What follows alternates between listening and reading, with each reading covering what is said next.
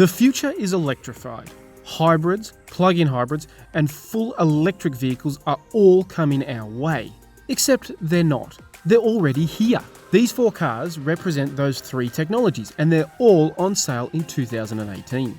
Our group consists of the Toyota Prius, Hyundai Ioniq, representing hybrid technology, the Mitsubishi Outlander plug-in hybrid electric vehicle, and the BMW i3s battery electric vehicle. These 4 aren't the only ones on sale, of course, but they do represent their respective technologies. So let's take a look at what this electric present and the potential future holds. First up, let's look at the original poster child for green motoring, the Toyota Prius.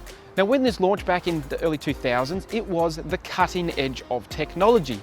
Now, it uses a petrol engine, but it was supported by an electric motor to help save fuel. It's become so popular, it's spread across many models in the Toyota and Lexus range.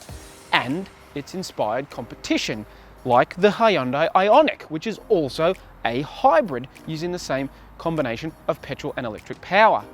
However, Hyundai is going to go 2 steps further, and they will offer the Ioniq by the end of the year as a hybrid, a plug-in hybrid, and a battery electric vehicle. Plug-in hybrid is the next step, effectively swapping the roles of the electric motor and the petrol engine. So in cars like the Outlander PHEV, the electric motor primarily drives the wheels, but when the batteries run dry, the petrol engine kicks in and can act as a generator to keep the electric motor going. So in theory, if your average commute is less than the plug-in's electric range, which is roughly 50 kilometers in the Mitsubishi's case, you could get away without using the petrol engine at all. The other plus side of the plug-in is if you do need to take a longer trip, you can simply keep topping up with petrol when you need to. So in theory, it offers the best of both worlds. Finally, we have the battery electric vehicle. Cars like the BMW i3s completely do away with the internal combustion engine and rely solely on the batteries for range and the electric motors for the performance. The benefit of this is you never need to visit a petrol station ever again. You can simply plug into a power socket and recharge on electricity. The downside, at present at least, is a limited range of around 250 kilometers for this little city car, while Tesla claims its bigger Model S and Model X can go up to 400. But battery technology is rapidly changing as car makers invest more and more dollars into what is increasingly become the expected key technology for the future. The batteries will get smaller and lighter, but more energy dense, so the range will increase. Or at least that's the theory. But let's take a look at what we've got in 2018 and how they work on the road. Not surprisingly, the Toyota and the Hyundai have very similar specifications. Both are powered by small capacity petrol engines paired with an electric motor. On paper, the Hyundai has the edge with better claimed performance and, importantly, better fuel economy. Just 3.2 litres per 100k versus 3.4 litres for the Toyota. Like I said before, the Prius was the original poster child for green motoring, so much so that Hollywood celebrities loved to drive them to show off how much they cared about the environment. But the reason why it's been such a catalyst isn't because Leonardo DiCaprio drove one, but because it didn't require any great change from us. As drivers, we could simply hop in and drive it. It didn't need to be plugged in. There's no concern about range anxiety. You simply hop in the Prius and drive it like you would a conventional car, and in many ways, that's what it feels like. The big difference is when you're around town like this, the electric motor kicks in at times to help out. So for example, here I'll come to a stop and the petrol engine cuts out. When I go again, it's actually the electric motor that does the initial acceleration before the petrol engine kicks back in. And that's what really saves the fuel. But ultimately, there's nothing really special about the Prius anymore. This technology has become so widely accepted, it really just feels like an ordinary car, something we've become accustomed to over the last nearly 20 years. Now, it might feel like Hyundai's a little late to the hybrid party with the Ioniq, given that the Prius has been on sale for nearly 2 decades. But what Hyundai is actually doing is covering all the bases, because there's going to be a fairly wide price spread across those 3 powertrains. And the big advantage of the hybrid is, well, it doesn't really carry much more of a price premium over something like the Hyundai Elantra, which is a similar sized vehicle. And the reality is they've nailed the brief. This really does drive quite nicely. It's a little bit smoother than the Prius. And in terms of economy, on paper, it's fractionally better, but really when we've tested it, the two have ended up pretty much bang on, so you're not losing anything there. The Ioniq certainly proves the old adage that it's better late than never, because I guess over the next decade, the expectation is more and more cars are going to be like the Ioniq in terms of offering different levels of electrification depending on your preferences and your budget. Mitsubishi was one of the first mainstream brands to take a risk on the plug-in hybrid and has persevered. Under the skin is a combination of a 2-litre 4-cylinder petrol engine and twin electric motors that give the Outlander 120 kilowatts of combined power and 332 newton meters of torque. Now, its official fuel consumption rating is a tiny 1.7 litres per 100 k's, and it has a claimed range of 54 kilometres on the batteries alone.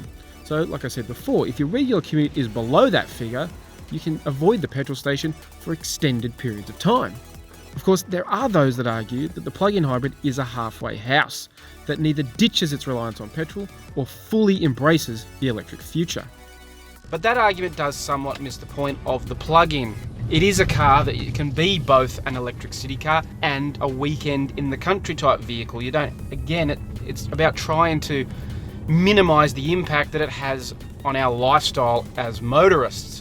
So basically, we don't have to end up worrying about range anxiety or any of that sort of business. We can simply get on with our lives and drive wherever we need to go, whenever we need to go there.